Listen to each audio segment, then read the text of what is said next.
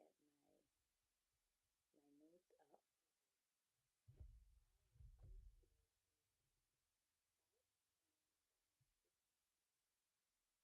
So I just wanted to make sure that I had sound.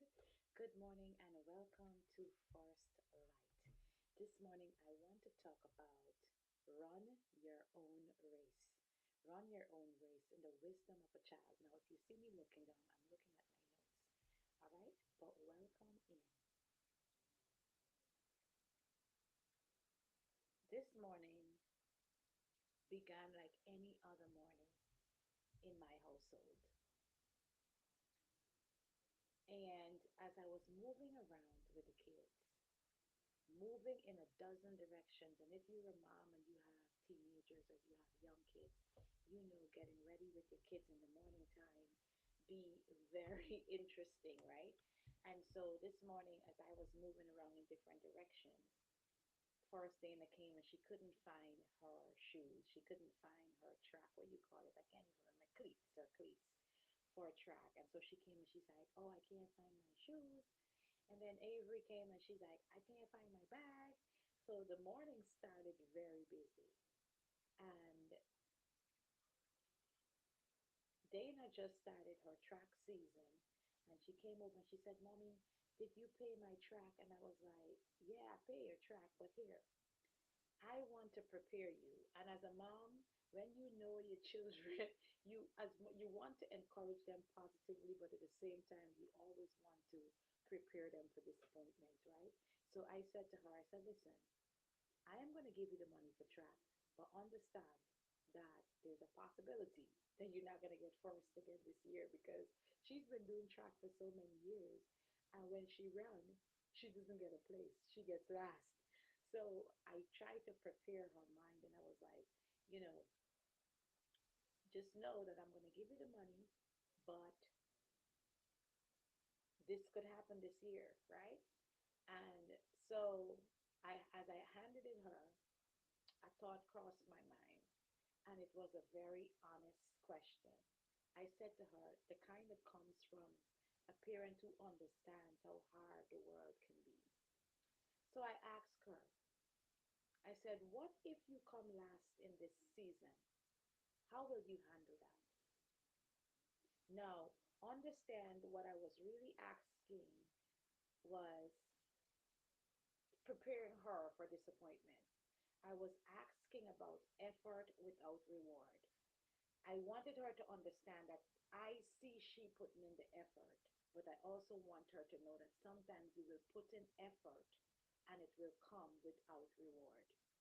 I was asking about that quiet fear every parent has when their child steps into something competitive. Now, I have two kids that are in both competitive sports. So, from that perspective, I wanted her to be prepared, and I also wanted to hear where her mind was.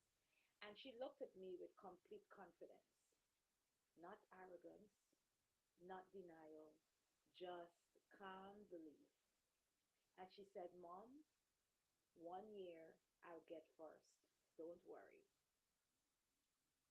And immediately when she said, "Mom, 1 year I'll get first, don't worry," immediately I was like, this is what I'm going to talk about this morning. Because sometimes wisdom shows up in the mouth of a child. Hi, Everest. No sound? Thank you for telling me. No sound. Okay, I'm going to turn off the sound.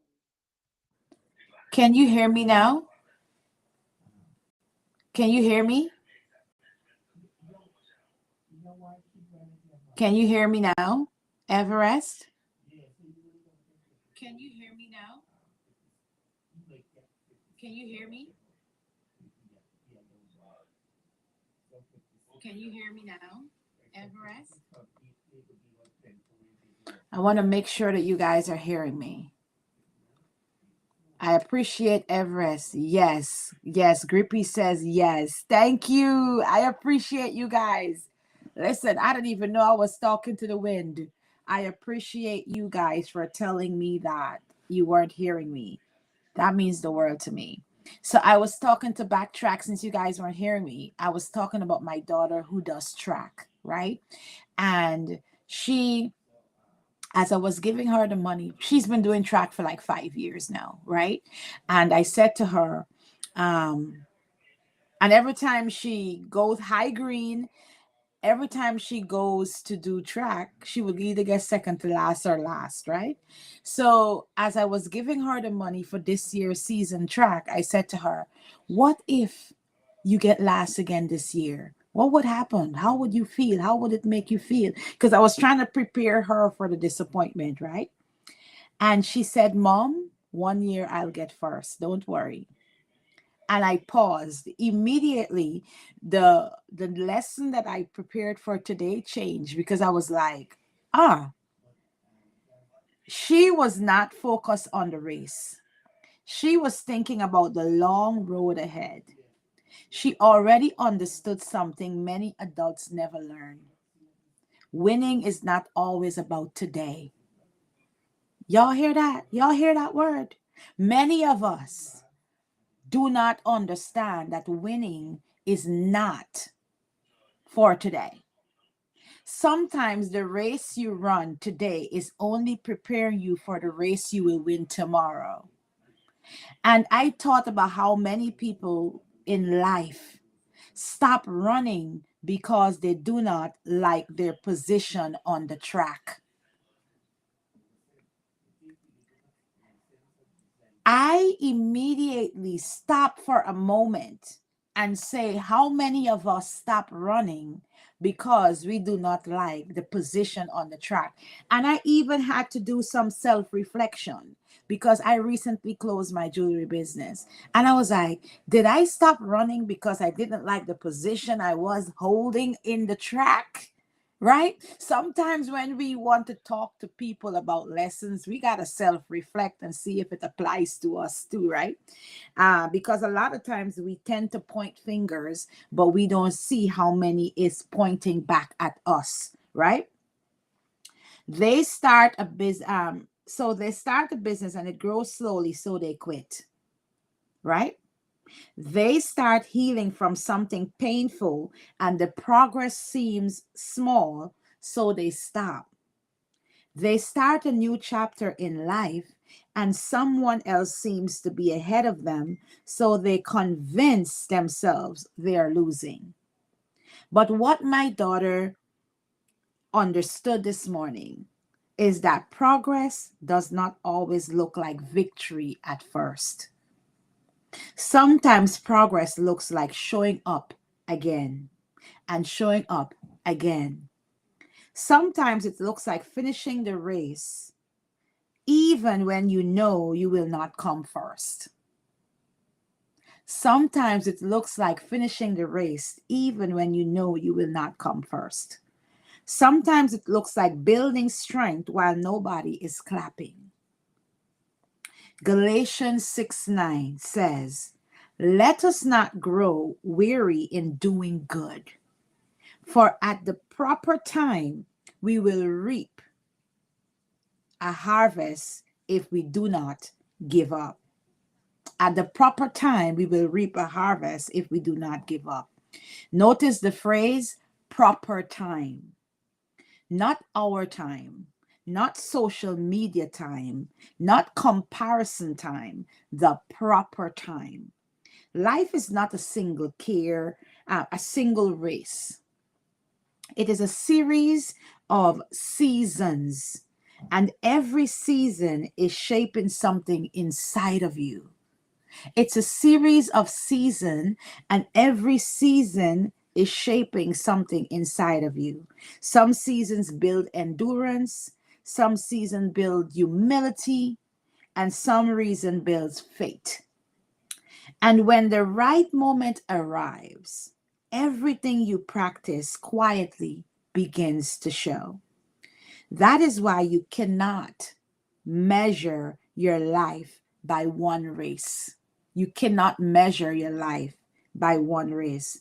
There are people listening this morning or may come in the replay this morning who feel like they're running behind everyone else, behind financially, behind in their career, behind in their relationships, behind in healing. but the race is not finished. A child reminded me this morning that belief does not have to wait for results. Belief does not have to wait for results. Sometimes belief comes first. So you feel, if today you feel like you are in the last place in something that matters to you, hear this clearly. Last place is still in the race. And the person who keeps running eventually becomes a person who surprises everyone, even themselves. So run your race today. Run it with patience and run it with faith. Run it knowing that the finish line you see today may not be the one God has planned for you tomorrow. And remember the words of a young girl who understood something profound before most adults ever do.